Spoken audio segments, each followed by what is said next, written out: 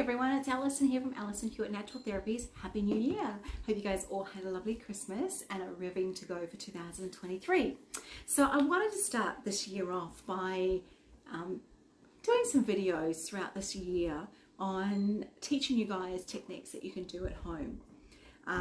My clinic is all about being able to inspire you and to empower you to be able to do things for yourself, to be able to help heal yourself.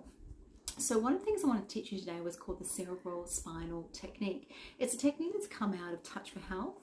Touch for Health is really what we probably would say is the foundation of kinesiology. It's taught throughout the world.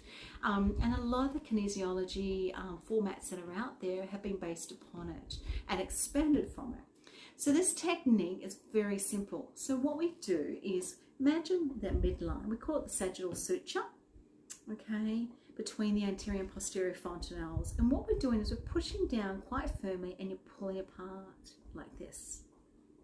And what I get you to do as well is I get you to breathe for me. And out. Pull it apart. Breathe in and out. Breathe in and breathe out. And we do this probably 3 or 4 times along the sagittal suture. I just think it's along the midline. It's the easiest way to remember. And you're pulling apart. You're really trying to pull apart and imagine that you're pulling something apart. Now, this is a really basic technique, and it's one that we use for helping with learning, memory, and headaches. What we're trying to achieve here is, believe it or not, these bones, the cranials, which are the bones in the skull of this head that surround our brain, actually move. They move ever so slightly, and there's this mechanism, if you like, that's shunting cerebral spinal fluid down through that brainstem, down through your vertebrae to your coccyx, and your coccyx actually moves ever so slightly, and it helps to shunt that cerebral spinal fluid back up. So this is wonderful pumping action, if you like, that goes from our brain down the coccyx and then back up. Now that can get jammed, all right, when we're stressed and anxious and our jaw locks. That actually can block or reduce, if you like, the flow. Our coccyx can tuck under and just shorten and stay.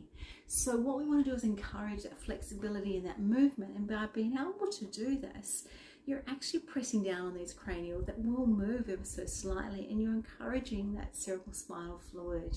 Now, it's not just about that. We've got, obviously, within the brain, we have chemical messages, electrons, electricity, everything that runs down through that spinal cord that really feeds all of our body. So doing things like this, not only are they going to help things like learning, memory, and headaches, but it can help things like lower back pain, or even feeding into that nervous system, into your enteric nervous system, which is like your gut, getting that gut system going if you've got bloating or you get that stress gut feeling. So if you think about it this way, by ensuring that this guy up here is moving, it's ensuring the beautiful flow is going down through the body. Now, there's a thing called the pelvic cranials. The pelvic cranials is your pelvis. And if it's where we've, I guess it's the influence from the chiropractic model, if you like, where kinesiology evolved from, is where if something's out of whack up here, something could be causing problems down your pelvis, or vice versa. All right. So being able to work on and encourage this flow through here, you could be inadvertently helping to balance out something that's going on in the pelvis. All right. So I encourage you guys to maybe give this a go. Just really great one. I see a lot of kids here in clinic. It's a really great technique. Teach them to start their days, to a couple of breaths, 3 or 4 times. Even myself, when I'm about to do a course or do more learning, I just breathe and pull, breathe and pull. All right, so I encourage you guys just to give it a go. I'd love to hear some feedback from you, how you went on. Yeah, so I hope that helps. Tip number 1. All right, hope to see you a little bit further on through the year. Take care, everyone. Bye, guys.